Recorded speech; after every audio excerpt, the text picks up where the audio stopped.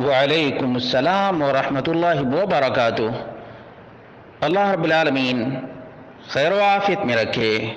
سوال بڑا ہی عجیب سا ہے کہ عقیقہ کے بغیر حج اور عمرہ نہیں ہوتا۔ اس کا جواب یہ ہے کہ اللہ رب العالمین نے فرمایا وَلِلَّهِ عَلَى النَّاسِ حِجُّ الْبَيْتِ مَنِ اسْتَطَاعَ إِلَيْهِ سَبِيلًا، اللہ رب العالمین کے لیے مسلمان لوگوں پر بیت اللہ کا حج فرض ہے اگر وہ استطاعت رکھیں۔ جو مومن مسلمان بیت اللہ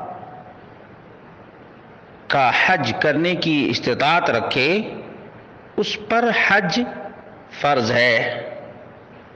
اسی طرح سے صحیح بخاری و مسلم کی حدیث ہے وَحَجِّ الْبَيْتِ مَنِ اسْتَطَاعَ إِلَيْهِ سَبِيلًا،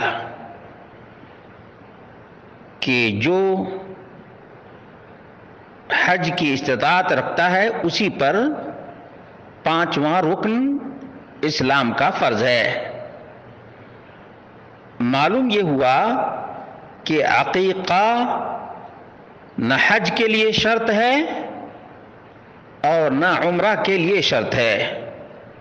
اس لیے ہمارے سماج اور معاشرے میں جو غلط فہمی پائی جاتی ہے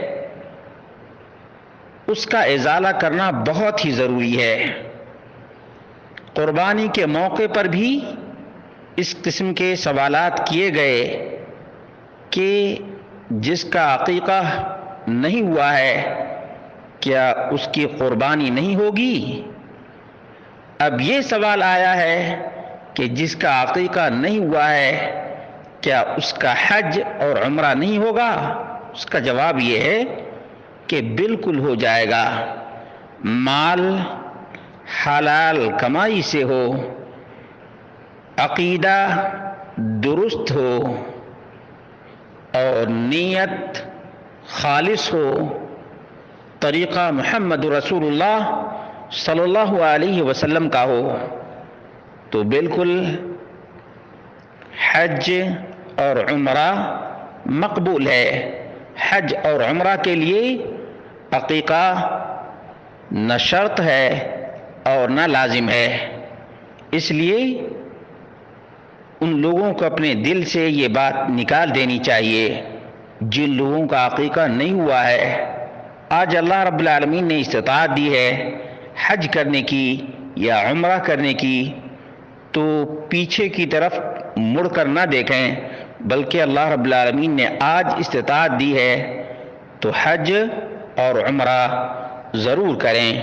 اللہ رب العالمین ہی توفیق دینے والا ہے۔